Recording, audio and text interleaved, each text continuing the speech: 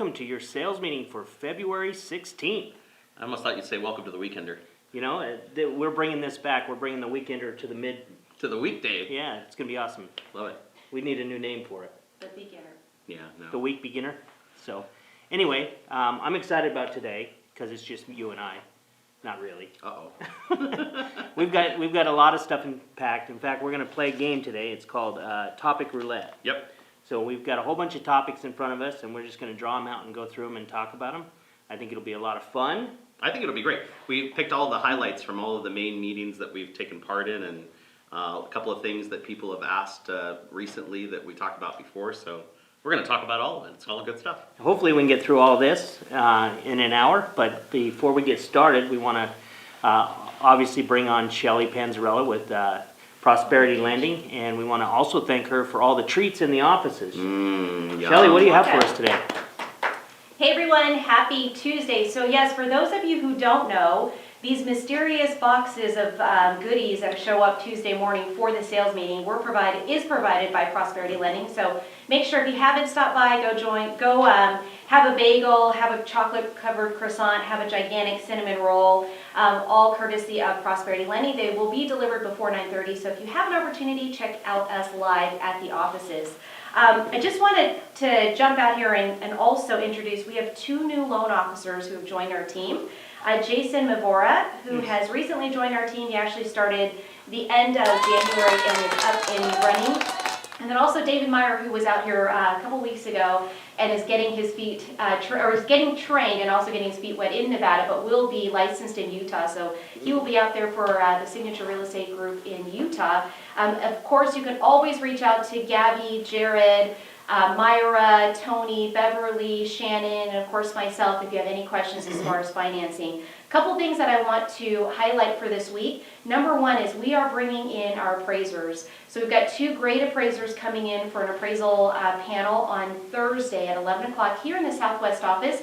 It will also be a live stream event, but we will be bringing in food, so make sure that you RSVP to Team Shelly at Prosperity Lending. They're going to be here to answer all of your questions. Had a lot of questions as far as what this will look like for us with these higher appraised value or higher offers and contracts, higher offers coming in, and so we'll be able to ask questions directly to the appraisers regarding those, as well as some conditions as far as property and such are concerned. So make sure that you RSVP again. It'll be Thursday at 11 a.m. at the Southwest office here at Signature Real Estate Group, and RSVP at Team Shelly at Prosperity Lending.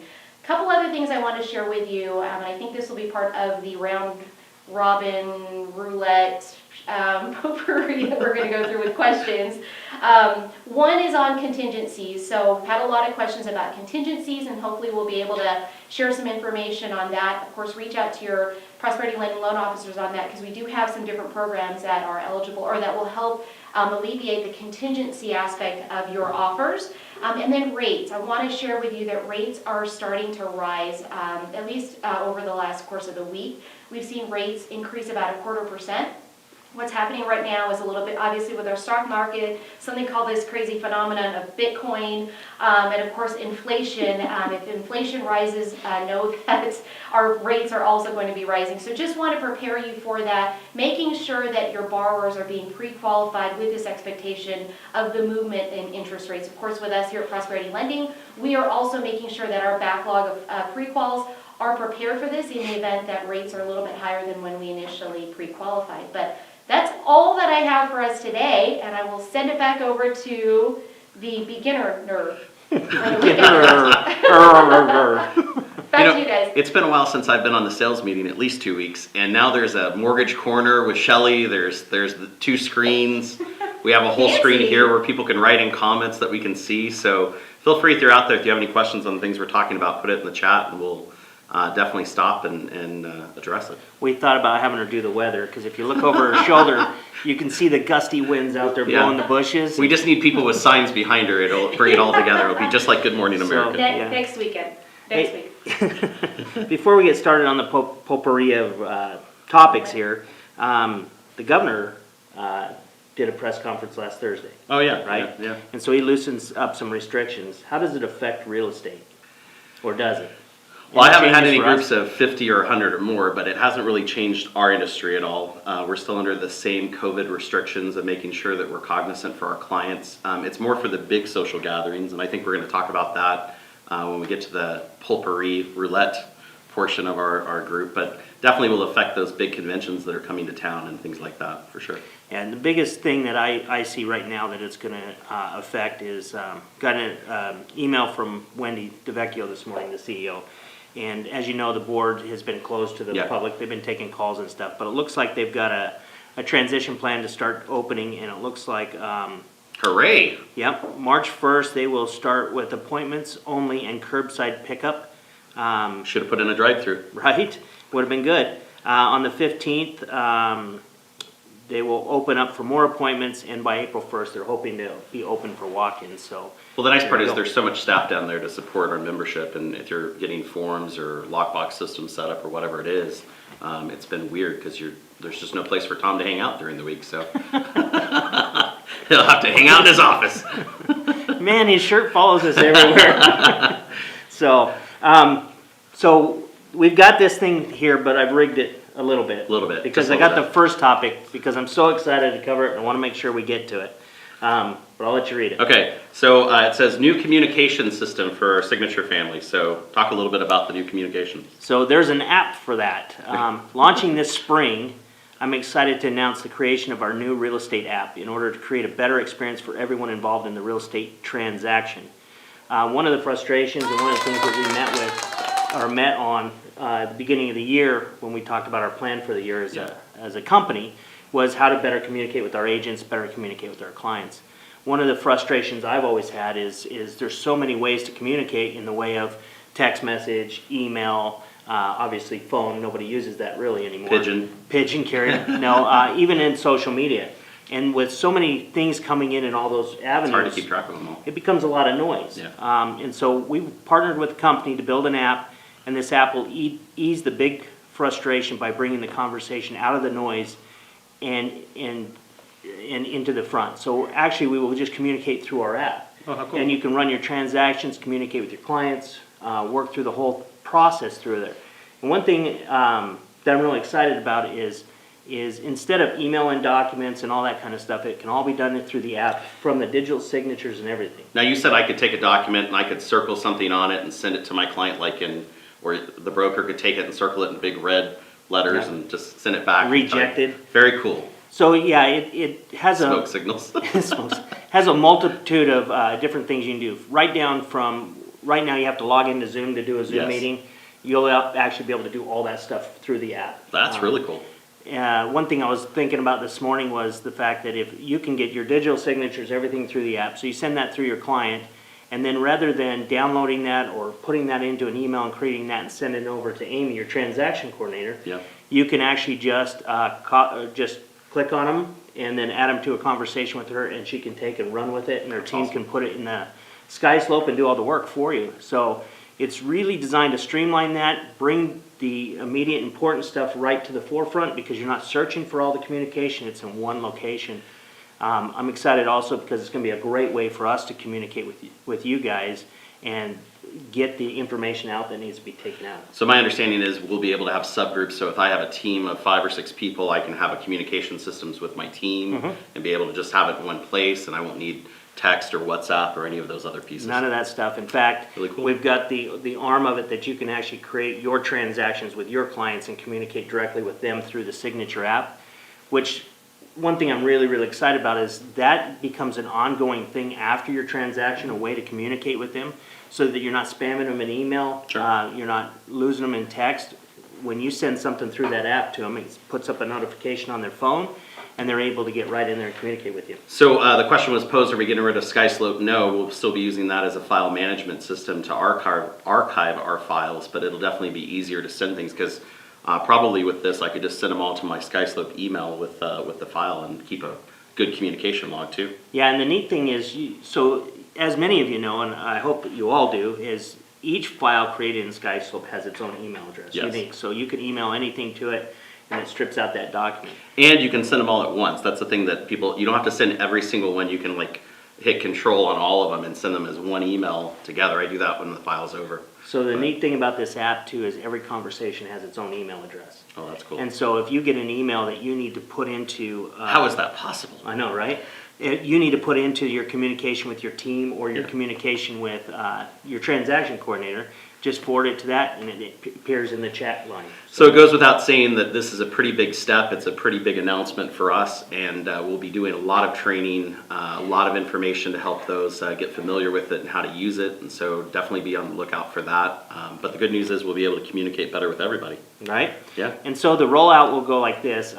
So we got some final touches going on this Thursday, and hopefully we're going to be able to put the office staff on it to test it for the next few weeks. Then we'll roll it out to our associate council so we can do some more testing, and then we'll start to roll it out based on production in groups so that we can get everyone on board. Cool. So It I'm sounds really like it'll be excited a for it. phased rollout, but it won't have Phase any one. pauses. No pauses. No pauses. Yeah, so I'm excited about that, and but watch for more details to come on that. And a big part of that is Prosperity Lending will be in that app with us as well, and so it'll make that communication with our vendors and that and our clients that much easier. It's awesome. So All right, is it time for Potpourri Roulette? yeah, draw one out of there. Oh, look, I happen to find the first one right here. And this one talks about recognition to our agents in our 2021 plan for awards and recognition. And so I think I want to start off by apologizing to everybody for 2020. Our best laid plans, and everyone's slogan for 2020 was 2020 vision, right? What a horrible slogan that would have been for anybody. But the goal is that we're going to do more to communicate with everybody and to acknowledge all of the great production that's going on in the company. We didn't get a chance to do any of our lunches for our high producers for each quarter, so we're going to get that rolling right away. But also, we have an exciting night coming up. You want to talk a little bit about that? Yeah, so February 26th, save the date. Everyone's invited in one way or another. We are going to do our awards night. If you remember last year, we did it at the Sterling Club. Yep. And it was the last event we did before we went into the shutdown. It was the last event they did before we went into the Yeah. shutdown too. So it was a good time. I think some of us remember it. But it was a lot of fun. So we really wanted to be able to do a live event this year. And we are going to do a hybrid of that. And what I mean by that is we're going to do a live/virtual event. We are only allowed to bring now 70 people. Thank goodness to the governor. Originally it was going to be 50. So now we're able to bring 70 people to an event, right? And so we're going to do it at a simple affair, and it's going to be February 26th. And we have to do it based on production, and you have to RSVP because we've got to hold to those numbers. And so invites went out through email yesterday to the top. It's about 35, right? Because them and a guest, and then based on the RSVPs, if we don't have enough to fill the 70, then we'll start to open it up based on production and move it down. But if you don't get invited to the main thing, we are going to do broadcast it live.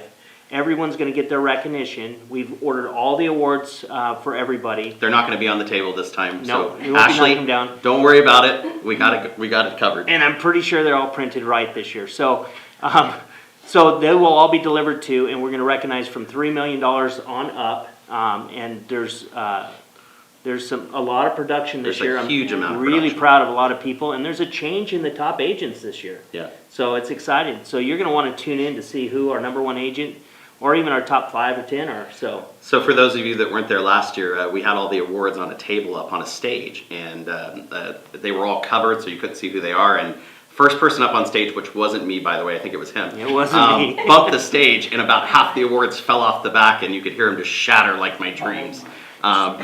So we should have told Ashley to mute the sound before that, because I think it just made her mad again. Probably. No, it was a rough night.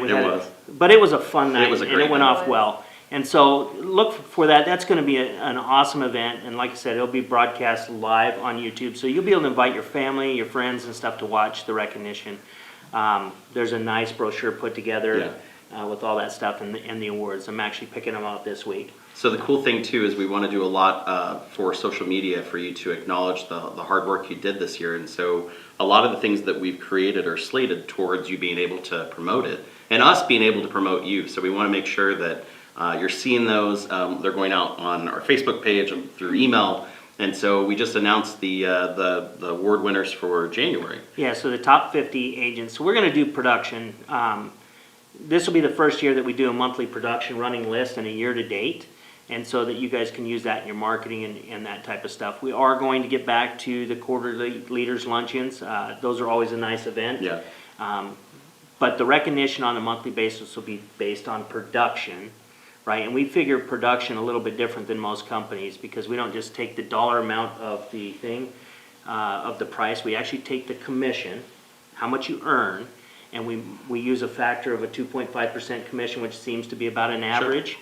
And that's how we calculate your production. So if you get more commissions, you get more dollar volume. Makes sense. So it's not about what you earned, it's how you earned it. Right, and then the other thing is on the quarterly leaders luncheon, that's not done on production.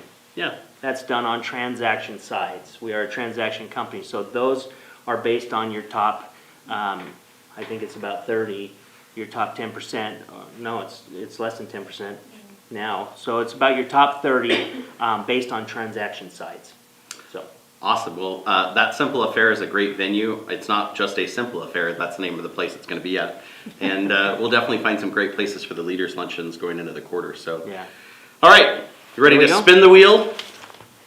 Next topic. All right. I don't like this one. No, come on. I'm just kidding. Referral program. Why use it, and how do you get value? So you'll see it on the banner on the screen. We do have a referral program, and I want to be really clear what this is all about. This is not a requirement for the company. It's not a have to.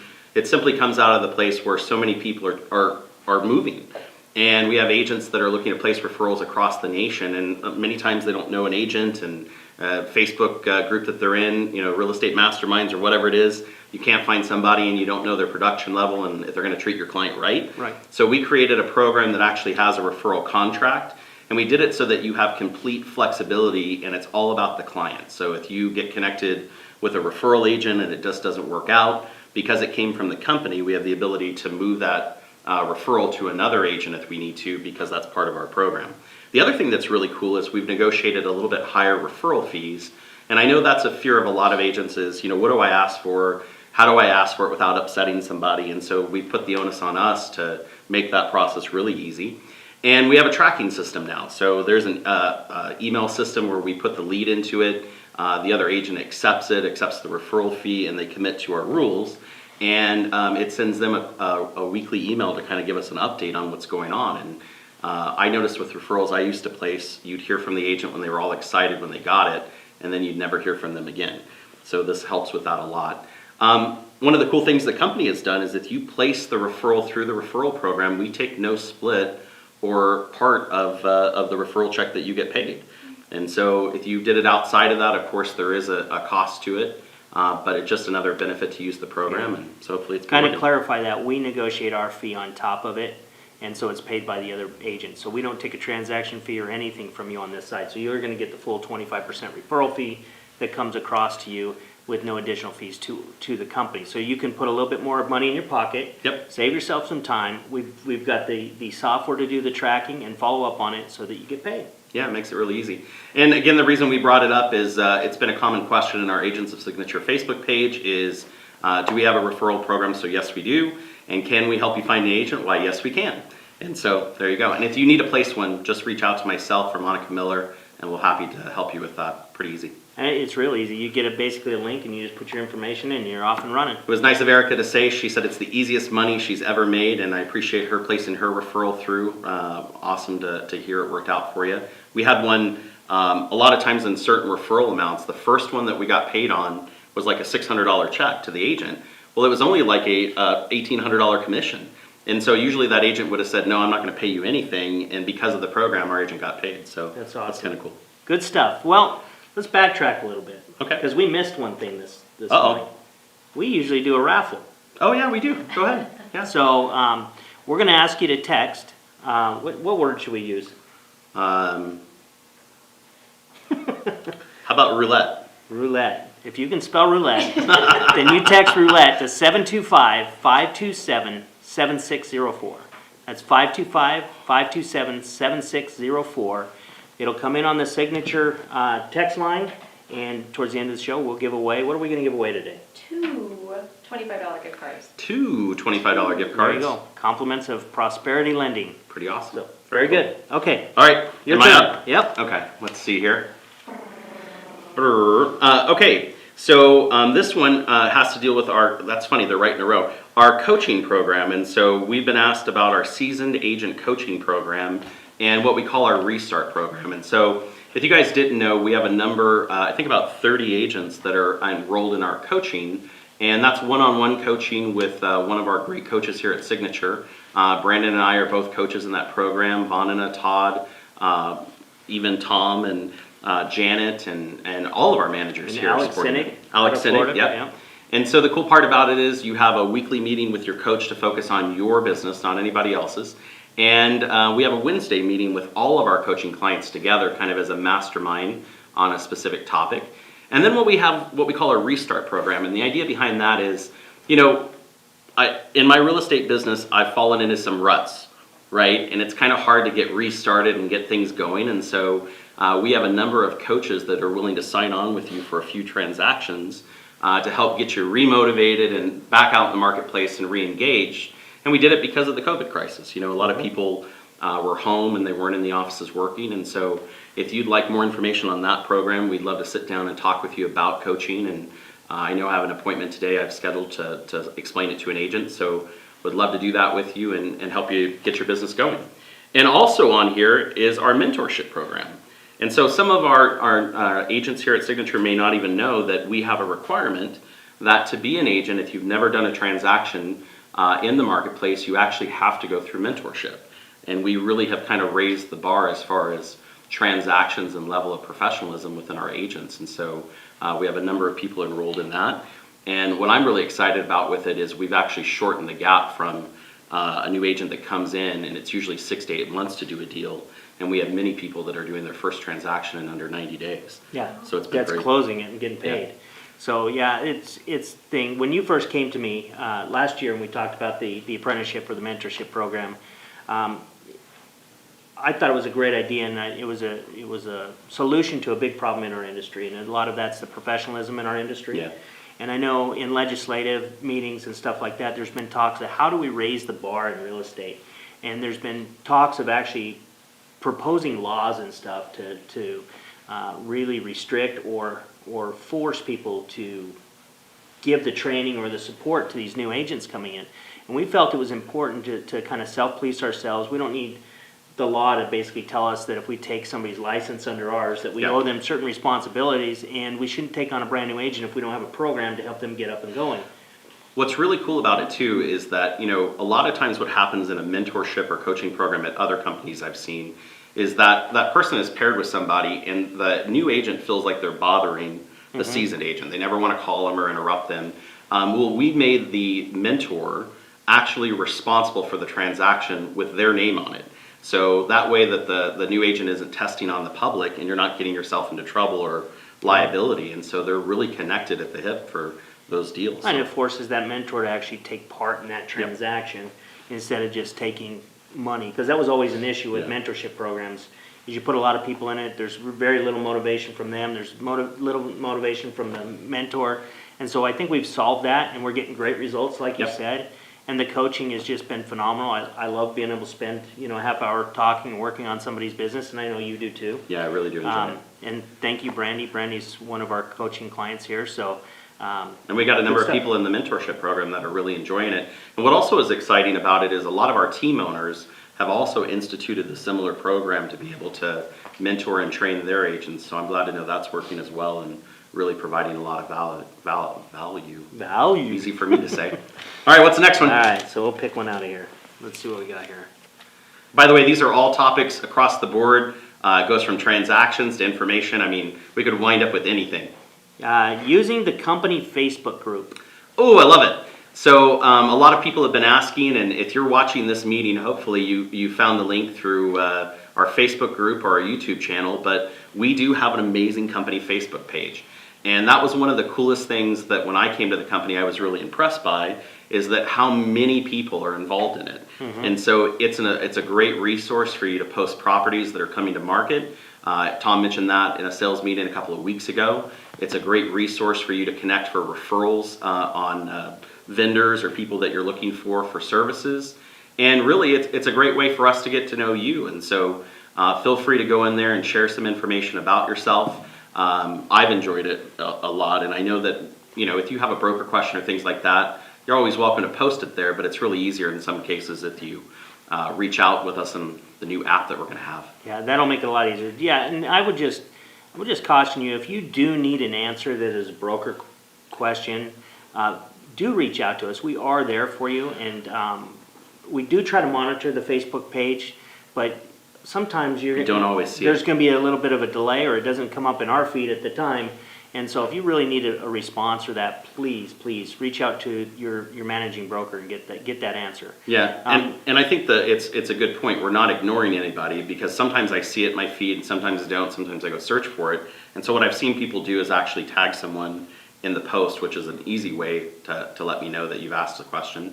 And I love that Tim posted that he's really enjoyed coaching. It's not for new agents, just for new agents. And he says he has a great coach in Brandon.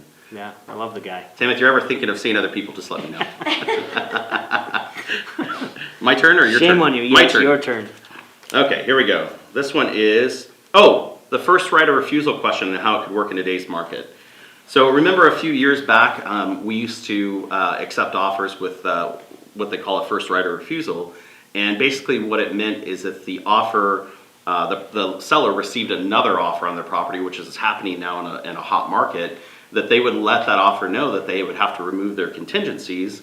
And it was usually on a contingent of the sale of another home. And what we're seeing right now in the marketplace is you technically could use that, if written correctly, Yep. in a contract right now to escalate all of the contingencies in the contract.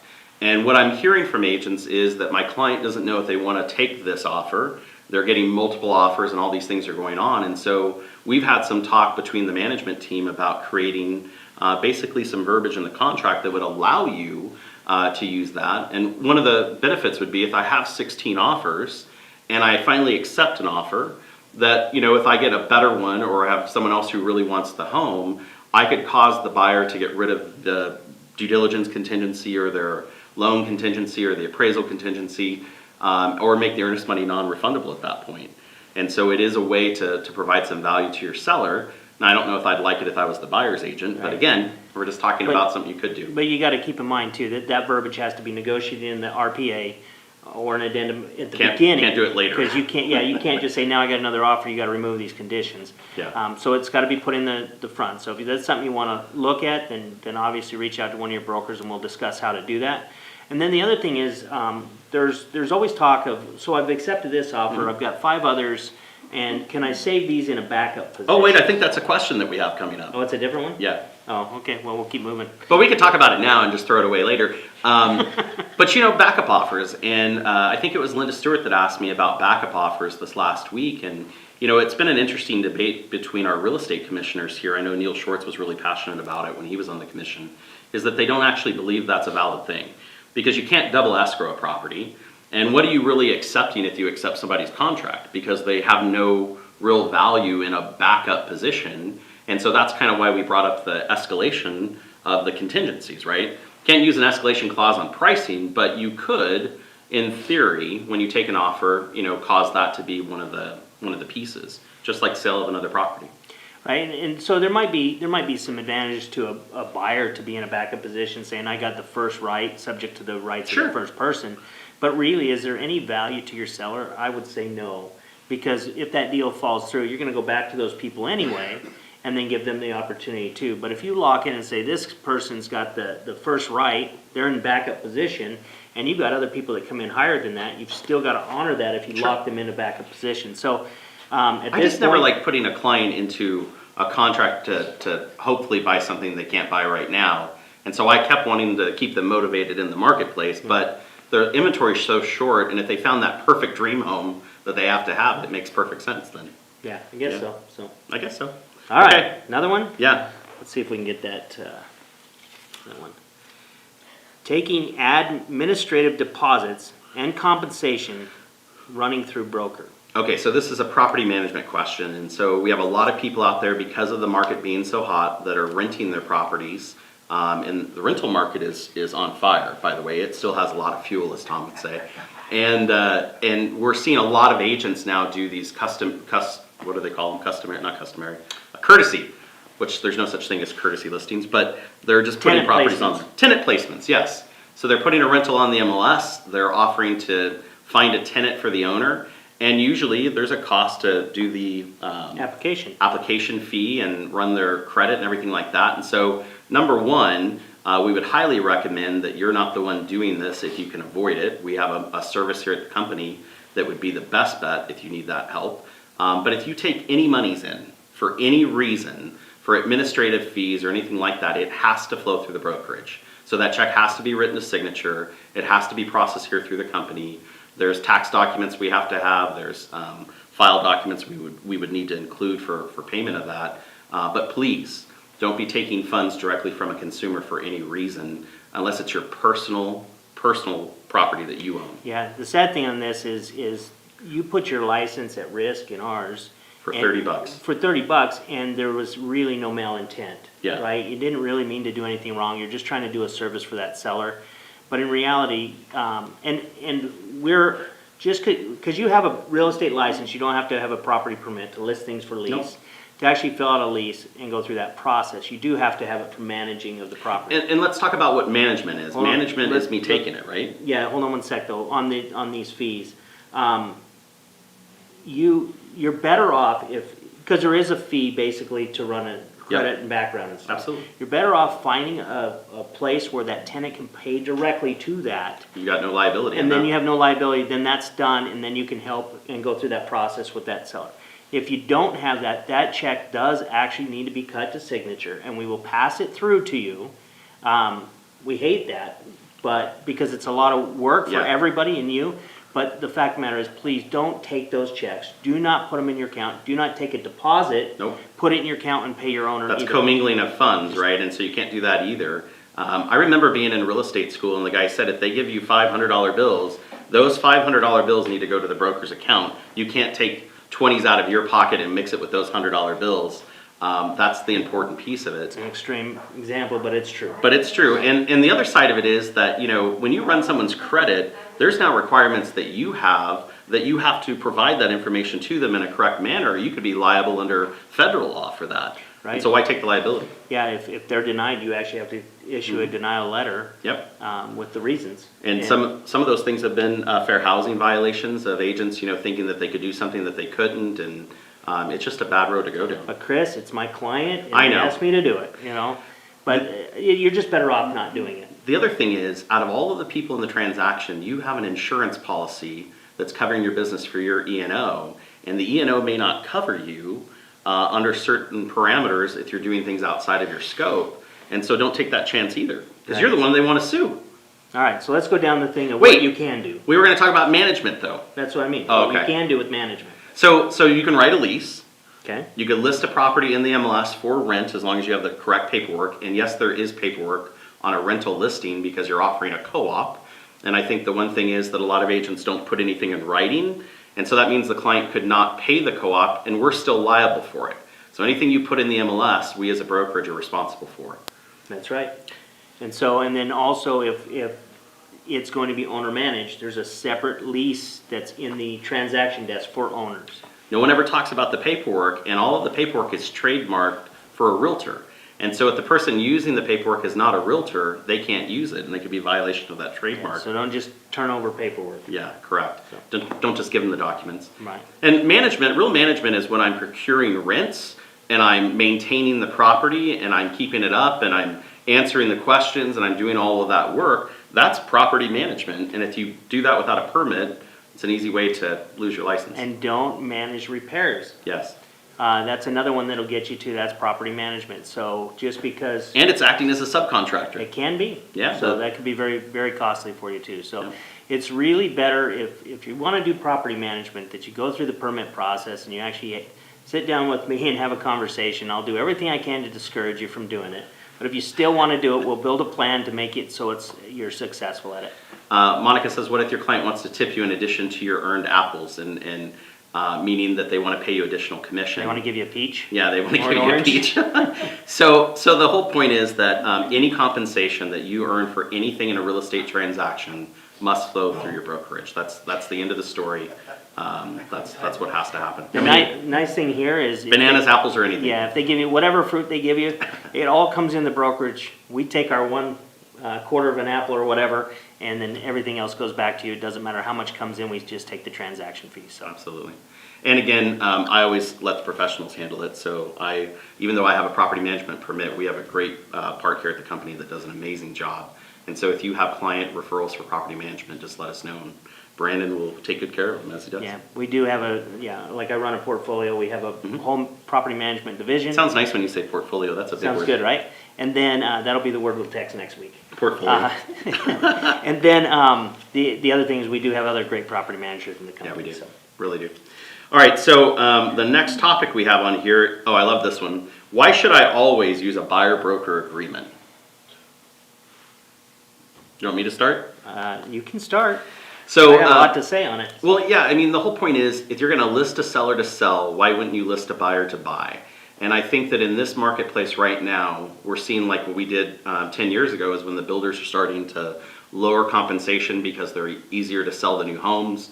We're seeing agents that aren't able to sell the value of why that partnership is important with them and the other agent. And so it just makes sense that you shouldn't work for what someone's willing to pay on a co-op. You should work for the value that you deserve. And if you have that buyer-broker agreement signed, you've already done that hard work up front. That gives you the ability to collect on that. Yeah. So the other thing is if you want to sell, if you want to be successful and sell a lot of real estate and you want to do it with the least amount of brain damage, Yep. then I believe that you should take everyone through the same process. Agreed. Right? And before you take a home on for sale, you go through a listing presentation. Yep. And I think you should go through a buyer's presentation or a buyer consultation and go through what's expected through this process so you understand what their expectations are and they understand what yours are so you can decide if you want to work together. If you do, at that point, they will hire you by signing a buyer-broker agreement, buyer-agency agreement, and now you have an agreement that you're going to go to work. The other thing is with the settlement with the DOJ, Department of Justice, and NAR, you're going to see our market's going to change a lot. Yep. The way we do business, the way we're paid, all that type of stuff. And it already has considerably. It already has. And one of the key documents that is going to take part in this to determine if you're going to get compensation or not in the future or how much you're going to get is going to be that buyer agency agreement. And so I think at this point you should really start working on how to get those signed because that's going to become the new norm. And in a lot of states, it's illegal to work with the buyer without one. Utah requires a buyer-broker agreement with every buyer, right? And so you may see that here someday too. And the thing is a lot of people don't get them signed because they don't know how to get them signed. Yeah. And so if you need help with that, we have buyer presentation classes. I know Todd taught one a few weeks back. It was a great class. He uses a buyer loyalty agreement, which is almost the same thing, but he likes the word loyalty, and I think that's the whole piece, is they're not really loyal to you right now. And so if you don't set expectations in the beginning, you can't be upset when your buyer leaves you for another agent. That's right. So Right. I would say let's get used to doing these because you're gonna be seeing them more and more, Right. not less and less. So Great topic. All right, pull one out of there. all right, we're running Got low a few here. left. All right, completing a walkthrough and who can sign. Also, what do you do if your buyer is out of town? Yeah. So first off, we know that it's been a trying market with COVID and everyone, trying to be socially distanced. And so one of the big things we've seen, you under no circumstances as the buyer's agent, you cannot sign the walkthrough. You are not the buyer's representative that they're talking about. And the reason behind that is you have now taken liability for the total condition of that property which you don't own and you don't control. And so it's always preferable that the buyer or someone that the buyer has appointed, meaning a friend, a relative, someone they just met in a casino downtown, I don't care, but it just can't be you, or they need to waive the walkthrough. And that's what the document provides. Now, waiving a walkthrough is a hard thing to do. And the walkthrough's purpose, if you remember my year as president, we took off all those check boxes because it's not my job to be a home inspector either.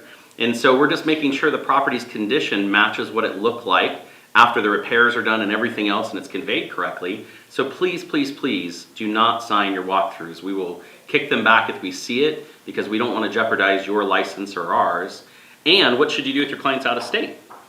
They need to get somebody to represent them through the thing or waive the walkthrough. The big thing here is though, if you start doing the walkthrough, then you start to change where your expertise is. Now you could be determined as, well, you're more of a home inspector now, and you missed something, and you should have caught that, and you didn't catch that, and so now they're gonna come back after you for that. And that's, we had a question this last week too on appearing at the home inspection. Yeah. And I've always been of the thing that you have no business being there during the home inspection, okay? Once the inspector gets in, they do the inspection, and at the end, when they're willing to give a rundown, if they're gonna give a rundown to your clients, you should be there for that part. Absolutely. To take notes and to figure out the best way to write that up of any of their objections. But if your client's not there, then there's no need for you to be there. Yeah, the problem is your client looks to you and says, well, what do you think about that water spot up in the ceiling? And whatever you say from that point on is liability. I mean, hey, listen, we'll get that checked out as soon as it comes back on the inspector's report. Right. But it's 3 hours of downtime. Why would you sit there in the house for 3 hours and not provide any value? I used to sit in my car and prospect, and actually make phone calls and do the things I need to do. But see, you're still not at the inspection. I'm not at the You're inspection. out in your car, and And that's different. That was only because the inspectors then didn't have lockbox access. Now they do, so I don't even need to be there for that point anymore. Right. But I think that it's important. FaceTime. FaceTime has become a big piece, and I was going to say it for the out-of-state clients. You could walk through the house with your video on, but still, video doesn't show everything, right? And so that would mean that at least the client feels better about the fact that they're waiving the walkthrough now that you provided a video. I'm just saying there's more things that you could do to help out. I used to actually pay to bring the inspector back to do the walkthrough. $50 for peace of mind was the best investment in my business. So. Best thing you could really do. I mean, that's a great gift to give back to your clients. So. Yep, I even wrapped it. Okay, we'll use that one last. I'll say that one for last. Okay, commission concessions and best way to adjust them on the commission order. Don't do it. So yeah, Tom said don't do it. Don't give up your money if you don't have to. I learned from my father years ago that there's a lot of people being paid in a real estate transaction, a lot of people making money from it. So don't be the first to give up all of yours. Make sure that everyone's invested in it with you. This question came up because people were putting these things in the contract.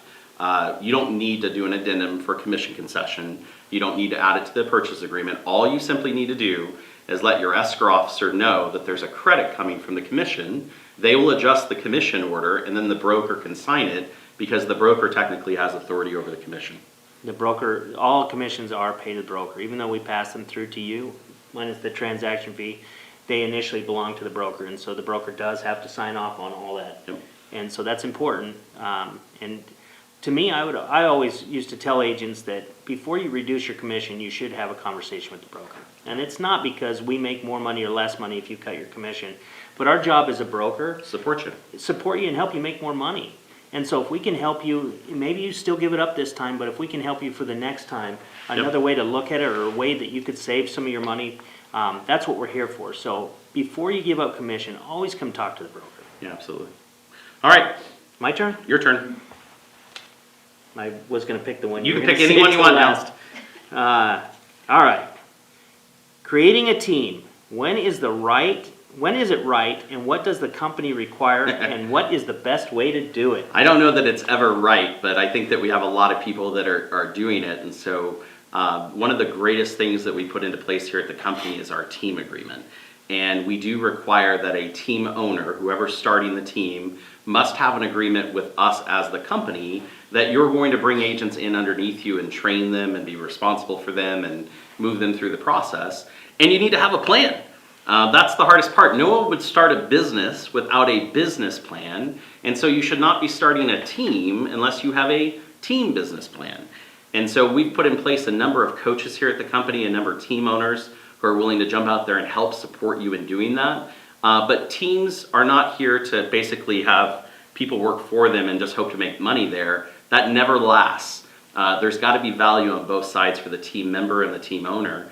And there needs to be an agreement between the team members. Yeah, important. And I think that before you start a team, the first thing I think people wake up in the morning and just go, you know what? That sounds like a good idea. Team would be a good idea. I'm going to go in and start one today. But I think the first thing you should do is sit down with your manager and talk about it and say, what are your goals and what are your plans with that? The next thing I would consider is actually hiring a coach, whether it be one internally or finding one outside to help you build a team the right way. Because I think if you start off the right way, you set yourself up for success. Good foundation. And if you don't, then you're going to set yourself up for a decrease in production over the year and a lot of frustration. And I can introduce you to a lot of people that started a team that don't run a team now and say they would never do it again because actually they lost money by trying to attempt to do it. So it takes a unique setup for it. It takes systems, it takes processes, it takes a plan, and a lot of structure and discipline. Yep. And so if you think you're the right person for that, sit down, let's really look at that and make sure that's the right thing for you, because it may be the next logical step in your career. And Tom made a great point. It's a massive responsibility, and everyone. It's like getting married, right? When you join a team or create a team, everyone's happy and excited and enthusiastic, and then later on they're all pissed. And so that's why we require these agreements, is so that we have something in place when it all breaks apart. And I'll be honest with you, if you're having a great business right now, a team isn't always the answer. Maybe it's more admin support, and maybe it's some a real estate assistant. We've had a lot of people that thought, well, I need 13 buyer's agents. No, you just need your own personal admin that's supporting you. So that's why we want you to talk to us before you do it, get a good foundation underneath you, and make sure you figure out what ifs. Yeah. What's going to happen if this happens, and that's the important questions in there. There's another interesting thing between a team and a partnership. Yep. Right, and so I always say partnerships are tough, right? Yep. And I always say the only time you get into a partnership is if you need money, and then don't do it anyway. I've seen very few partnerships that work long term. The ones that typically work are husband and wife, and they don't always work. Yeah. But that's because a lot of times the money's going into the same household or same account. Because a lot of times one partner or one person is producing more and the other person isn't. Yep. And then it switches. And then this person says, well, it's about time they do something, so they slack off. And this person's going, I'm doing all the work, and they're not doing anything. So you start to build that animosity.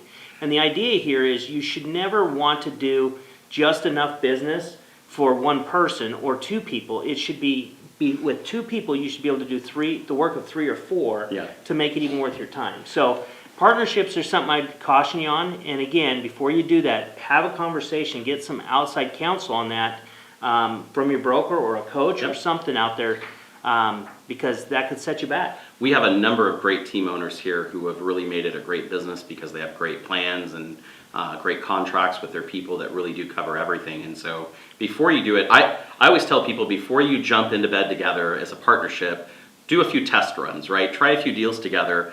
Make sure that you have common ground, that you understand how you work with each other, and check with some of our team owners. They'd love to share some information of what they're doing and their experiences. So we're not saying don't do it. We're just saying be cautious and understand we do have requirements. Put some thought into it before. And we also have a regular team leader meeting that meets with the management as well, so that we can be on the same page and work good together. Great value in those meetings, brought by Vonda when she does that. Doing commercial real estate and staying in your lane. What is commercial and what's the purpose and what the company requires? So, boy, it's a long question because we wrote it out that way. The point is that there are a lot of commercial leads going on in our marketplace, and so I've always been a proponent that a commercial client takes a lot of care and maintenance, and it's not something I can dabble in because most of these deals aren't even covered under the amount of our E&O policy. And so when you're looking at a $10, $12 million deal, that's a fast way to lose everything you own. And so I always say that if you don't do commercial but you have a commercial client, make a referral connection. We have our referral program. We will help place that for you. We just had a comment in the chat about a commercial referral that we placed here at the company, and we're happy to do it. But if you want to get into it, we also require a commercial mentorship. And it's not just a few deals. I mean, there are so many scenarios, so many what ifs, so many different parts of the process that we want to make sure that you're on stable ground for that as well. And so we do require that you have a commercial writer that's signed. There is actually a split with the company for commercial because of all the additional costs and liabilities. Yeah, the big thing is if you want to do commercial, your first step is going to be submitting a resume to the broker. And so we'll analyze that and decide if you have enough experience and the ability to go forward on your own, or if we need to partner with you, somebody in a mentor, apprentice type thing, or if we just need somebody to be there to help you through the process. Yeah, absolutely. But I also don't believe that if you don't have an intention of actually getting into commercial, then I don't think you should dabble in it. Yeah, I think agreed. just refer it, keep doing your business, and keep moving. I've seen a lot of people get out of business that were great residential agents because they see this Shiny big penny. dollar, this big dollar amount over here, and they start swinging for home runs, and nothing ever comes through. And so always remember you got to do your base hits, your residential, keep that going, and then hope that stuff comes through as well. So Great all points. right. CP. Compliance. Compliance, changes in completing a file. Why use TC, transaction coordinating, with A to Z? So wanted to let everyone know that we have made some adjustments to some of our file requirements.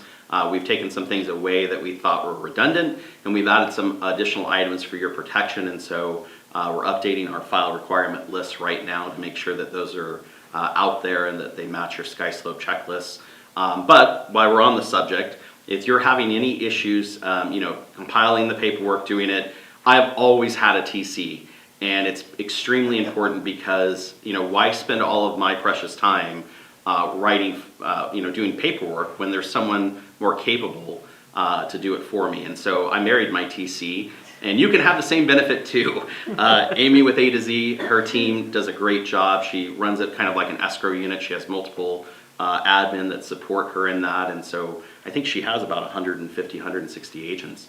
And She does a great job. Yeah. And I'll tell you, she's helped us out so dramatically, and I know that the deals that run through her, we have less headache. Yeah. She has the ability to point out potential issues and really help you through the transaction. So we thank her for everything. We would ask that you support her as your TC because she's kind of in-house, and she does a great job, and Chris is married to her. Yeah. But To the other- Linda's point though, I used her as a TC before we got married. That was just kind of an intro. That's the only way he That's could- how we met. That's the only way he could keep from getting fired. Yeah. So, but the other thing is we see a lot of you guys use TCs, and there's nothing wrong with you using Nope. TCs outside of A to Z, but we also find that a lot of them don't function very well with our staff and really delay getting paid, and they're very sloppy on their on the paperwork. They're putting things up there that shouldn't be up there, or not putting everything in there that should be up there. And so just knowing that your TC can affect how quickly you get paid, because the paperwork is the only leverage we have at this point. Yeah. And we want to make sure that it's compliant. And like Chris said, we did go through as a management and broker team, and we went through those checklists, and we made sure that we've only got the things that are absolutely necessary. So we're not asking for just chunks of paper, but we do require that, and we're all on the same page, so we are going to be firm on that. And if you have any questions about Amy, her company, or her services, just reach out to her. It's Amy at A to Z, A2, the number 2, Z Transactions, and she will provide you with her menu and everything else. And to Linda's point, yes, Linda, that is why I married her, and she's also lovely. We have our last topic in our Potpourri Roulette. And, okay, so this one is writing offers with no contingencies and best practices for that. I think Shelley's still here with us. That's to talk interesting. about that. She hung on just for this one, and it happens to be the last one. So Love it. Yes. So right now we're seeing a market where, very hard to get offers accepted, and there's a lot that we have to do to be competitive. And so that takes a great partnership between you and your great lender and Shelley here at Prosperity. And so I really want to recommend to everybody that before you ever waive any contingencies, before you lower time frames, that you really cover your butt, meaning that you put in writing to your client how this can affect them financially and by the contract, so that you're protected, and that you have that in your file so that you have backup showing that you told them that, because they do always get amnesia. And with Shelley, you definitely want to have a conversation with your lender, right? To say, is this possible? So what are you seeing in the marketplace? Well, so number one, communication is 100% key for this, just because, what we want to obviously help to make sure that we can come through with whatever the contingency may be, whether it's appraisal or loan contingency. Couple of things as far as the property contingencies that we are seeing. And Gabby's going to actually we're going to put a video together, Gabby has put a video together on our cross collateral program This program has actually helped clients who currently own a home today. They don't have to qualify for the sale of that or the current mortgage, but they can purchase the new home with almost up to 100% financing if they have a large amount of equity in that again. So look forward to seeing Gabby's video on that. Another thing that we're using is home equity lines of credit. I don't know if you guys remember those HELOCs or 80-10-10s. So we're able to utilize that based on a client who can basically set the first lien where they would normally have it once they sold the home. It allows them to piggyback that with a second mortgage, so they're qualifying for just the minimum down payment, whether it's 5 to 10%, depending on if it's a jumbo loan, and then they can actually pay off that second lien. It sets them up to that first mortgage, which would have originally been that first lien had they sold the home prior to purchasing the new property. So that's our home equity line, 80-10, 80-15-5, whatever you want to call it. And then the other option would be our recast feature. So a lot of people don't realize that if a client can purchase for a minimum down payment, which today is 5% conventional, even FHA at 3.5%, they can actually take advantage of a recast option, which once they sell their current mortgage or current home, they can apply any of those net proceeds onto the balance of the new mortgage. They'll re-amortize it and rebalance that loans as though, and so that payment would be as though they had done that in the very beginning. So that is called our recast option. So 3 ways when you have a client who has a home that needs to sell can avoid going into a contingent status is by utilizing either the cross-collateral program, the home equity line of credit, or a recast option. So make sure to reach out to your lenders to find out what option best suits your clients. So it's always important to have a great partnership, and the sheer fact that you're here to provide us with those programs is awesome. And definitely do your research, find out the information, and it's the things that you bring up that you didn't think of that get you the properties you weren't going to get, right? That's right. So we got beads on the table. Today is, what do they call it? Fat Tuesday. Fat Tuesday? Awesome. Well, I can't wait. I'm so excited. It's So also, we have a drawing too, so. yeah, Oh. go ahead. So we've got 51 people that entered, and I saw we had up over 80 people that were tuned in today at one point. So wondering what happened to the rest, if you just aren't excited about winning the 25. But so we've got 51. This is how I do it. They come in order in the text chain. And then if you remember way back when we had live meetings, I used a little app called Random. And so in this app, I just type in how many people, 51. right? And then we just shake it, He's actually shaking his phone. I love it. okay? Did I win? No. And so the number's 25, Okay? first one. So the So- 25th person in there just One, want to, two, he's counting, folks. It's a process. Wow. Yep. I can see the wheels are turning. They skipped me. There's steam. 18, 19, 20, 21, 22, 23, 24, 25, Jansen Taylor. Congratulations. So JT. that's the first one. That's the first $25 gift card. I hope it comes out to 50. I want to see him count to 50. And number 51. Oh! That makes it really easy, so thank you. This will be 51, since this would be the first person that actually texts today. So let's see who that The is. first person or the last? The very first person. Sherry KK. Congratulations, Sherry. She's got the quickest fingers. She texts in the quickest. So. Congratulations. Hey, I want to end the meeting with something that's really important to me. 13 years ago today, I was blessed with the best gift of my life, my daughter Madison. And so I now have a teenager.